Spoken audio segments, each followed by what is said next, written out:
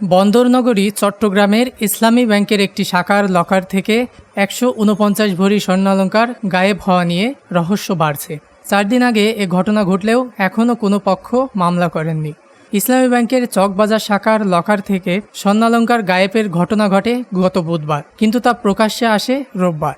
লকারে গয়না রেখেছিলেন নগরের বেভারলি হিলের বাসিন্দা রোকেয়া বাড়ি। গত বুধবার লকার খুলে সেখানে কোনো স্বর্ণালংকার পাননি বলে অভিযোগ তার। রোকেয়া বাড়ি বলেন, গত ১৭ বছর ধরে ব্যাংকটি শাখার লকার ব্যবহার করছেন। বুধবার দুপুরে কিছু স্বর্ণালংকার আনার জন্য সেখানে যান, কিন্তু দায়িত্বে থাকা অফিসার তাকে নিয়ে লকারের কাছে গিয়ে তা খোলা দেখতে পান।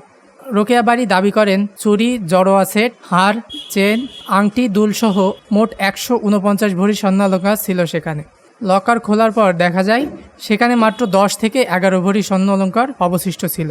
খোয়া যাওয়া স্বর্ণের মূল্য প্রায় ১.৫ কোটি টাকা এবং এ ঘটনায় ব্যাংকটির কর্মকর্তারা জড়িত থাকতে পারে বলে সন্দেহ তার। এ ঘটনায় মামলা করার প্রস্তুতি নিচ্ছেন তিনি। চাবি আমার হাতে একটা চাবি। প্রথমে উনি লকারের ভিতর, ওই রুমের ভিতর ঢুকছে, বুঝছেন, ঢুকে লকার নাম্বারটা কত যেন আছে, 44। ওর ম্যাডাম আপনার 44 তো খোলা।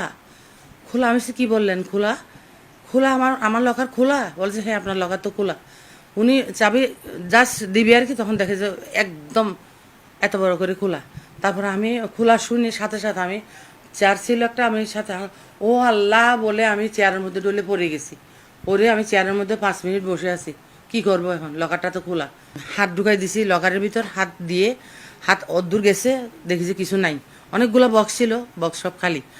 ব্যাংকটির চকবাজার শাখার ম্যানেজার এস.এম. শফিকুল মাওলা চৌধুরী বলেন, ভুক্তভোগী গ্রাহকের অভিযোগ তদন্ত করা হচ্ছে।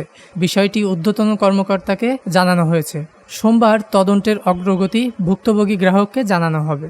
এ বিষয়ে চকবাজার থানার ওসি আলী আকবর সাংবাদিকদের বলেন, খবর পেয়ে আমি নিজেই ব্যাংকে গিয়েছিলাম, লকার খোলা দেখতে পাই।